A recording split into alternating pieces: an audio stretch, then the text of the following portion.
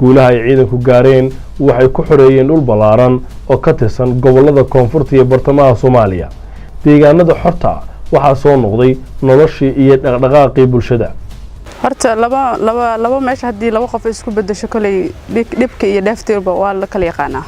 laakiin qoladii hore magaaladan haysatay markaan joognay anaka waxyaabaha maanta aan heleen xorriyada maanta heesano hadalada maanta aan ku hadleeno sida maanta aan u nahay aftahan mu hadli jireen laano waxaan ugu jirtay baqdin dhankooda maantana waxaan nahay dad meel walba tagi karaan deegaankooda iyo xor u yihiin inaan nahay.